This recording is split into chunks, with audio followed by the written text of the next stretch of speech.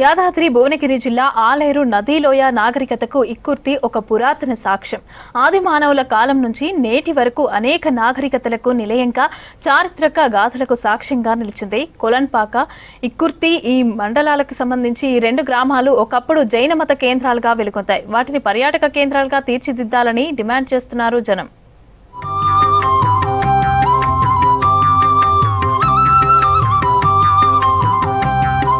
ఆలేరు మండలంలోని కొలనుపాక, ఇక్కుర్తి ఒకప్పుడు జైన మత కేంద్రాలుగా కీర్తి గడించిన చారిత్రక గ్రామాలు. కాలక్రమేణా దిగంబర జైనానికి ఆదరణ తగ్గిపోగా శ్వేతాంబర జైనానికి ఆదరణ పెరిగింది.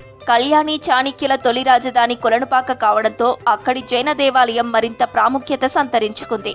ఇక్కుర్తి చెరువు పక్క క్వారీ గుట్టపై చెక్కిన పార్శ్వనాథుని విగ్రహం ఆ కాలం జైన కాంతి వెలుగులకు సాక్ష్యంగా ఉంది. పక్కనే ఉన్న సేరేడు రాతి ముక్కపై తీర్థంకరుని లాలాట బింబం, విశాలమైన రాతి ప్రదేశం ఒకప్పుడు జైన మునుల ధ్యానం, ప్రార్థనలతో కాంతివంతంగా నిలిచిందని చరిత్రకారులు చెబుతున్నారు.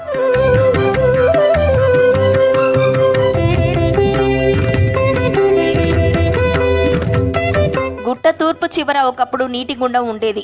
గుండం ఒడ్డున చెక్కబడిన జైన తీర్థంకరుని పాదాలు నేటికి కనిపిస్తాయి. ఇక్కడ స్నానం చేసే భక్తులు ఉంచిన బట్టలను బట్టల భైరవుడు తీసుకుపోయేవాడన్న స్థానిక గాథలు ఇప్పటికీ వినిపిస్తాయి. గుట్టపై రాతి గదులు ఉండి జైన మునులు ధ్యానానికి ఉపయోగించేవారని చెబుతున్నారు. ఇక్కడ జైన మతానికి సంబంధించిన బసతి ఉండేదని కూడా చెబుతారు. గుట్ట దిగువన 2 గుహలు ఉన్నాయి. మొదటి గుహలో శివాలయం, వీరభద్రుడు, వినాయకుడి శిల్పాలు చెక్కబడి ఉన్నట్లు చరిత్రకారులు చెబుతున్నారు.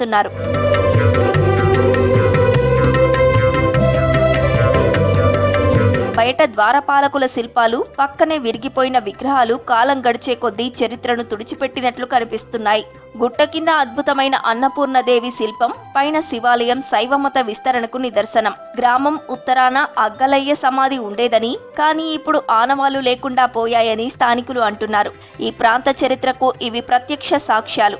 అగ్గలయ్య గురువు సమాధి, జైన శాసనాల ఆధారాలు ఉన్నప్పటికీ చారిత్రక సంపదలను కాపాడేందుకు ఎవరు ముందుకు రావడం లేదని స్థానికులు అంటున్నారు. మా గ్రామం ఇక్కుర్తి గ్రామం. మా ఊరు ఏంటంటే ఇక్కడ మన శ్వేతాంబరు ఏదైతే కొండలపాకలో ఉన్నాయో అటువంటి విగ్రహాలు ఇక్కడ ఉన్నాయి. గుళ్ళు కూడా ఒక 4-5 గుళ్ళు ఉన్నాయి. విగ్రహాలు కూడా చాలా ఉన్నాయి. ఏంటంటే దీన్ని పర్యాటక కేంద్రంగా చేస్తే కూడా పాత ఆనవాళ్ళు ఏవైతున్నాయో మున్ముందు తరాలకు పాత ఆనవాళ్ళు గుర్తించడానికి దయచేసి ప్రభుత్వం ముందుకొచ్చి దీన్ని పర్యాటక కేంద్రంగా చేసి ఆది మానవుని అవశేషాలకు సంబంధించినటువంటి వాళ్ళ ఆయుధాలు అవన్నీ కాపాడాలని కోరుకుంటున్నాం. ఇది చాలా పురాణమైన కాలంలో మంచి రాముల వారు ఉండేడ పూజలు జరిగేది, ఆది మానవులు ఉండేది. ఇప్పుడు అది అభివృద్ధి చేయక ఎవరు పట్టించుకోక అంతా విగ్రహాలు ఆడ లింగం ఉండే అన్నీ ఎత్తుకపోయిర్రు. దాన్ని అభివృద్ధి చేసుకొని పట్టించుకొని గవర్నమెంట్ పట్టించుకొని దాన్ని మంచిగా చేయాలి. చరిత్రలో చాలా పేరున్న గుడి, ఆ గుడిని ఎవరు పట్టించుకోక అంత ఆగమాగమై రాములవారి గుడి, అది రాములవారి గుడి అన్ని విగ్రహాలు కూడా ఉండేవి, నంది కూడా ఉండే. అగ్గలయ్య ఆధ్వర్యంలో ఇక్కుర్తి దిగంబర జైన కేంద్రంగా వెలుగొందింది.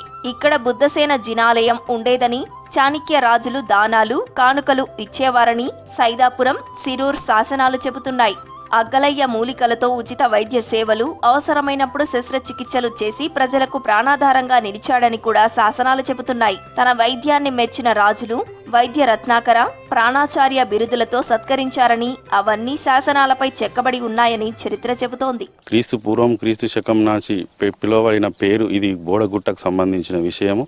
దానిపై ఆది మానవుల నుంచి ఈ రోజు వరకు ఉన్నటువంటి ఈ బీరప్ప గుడి అని ఏదైతే పూజించబడుతున్నదో అందులో ఉన్నటువంటి ఆయుధాలు ఈరోజు మా ఊరి ప్రతి ఒక్క అణువున ఆనాటి చిరస్థాయిగా నిలిచిపోయిన కొన్ని ఎన్నో అంశాలు ఉన్నాయి మా బోడగుట్ట మీద. వాటి ఎవరు పట్టించుకోకుండా పోయారు. దానికి పట్టించుకొని మా ఊరి డెవలప్మెంట్ కావాలని క్రమక్రమంగా ఇక్కుర్తి చరిత్ర కనుమరుగవుతోంది. జైనమత కాంతి వెలుగులు, అగ్గలయ్య వైద్య సేవల గాథలు కేవలం శాసనాలు, శిల్పాలు, కథల రూపంలోనే మిగిలిపోతున్నాయి. ఇలాంటి చారిత్రక సంపదను సంరక్షించి భవిష్యత్ తరాలకు అందించాలని స్థానికులు, చరిత్రాభిమానులు కోరుతున్నారు.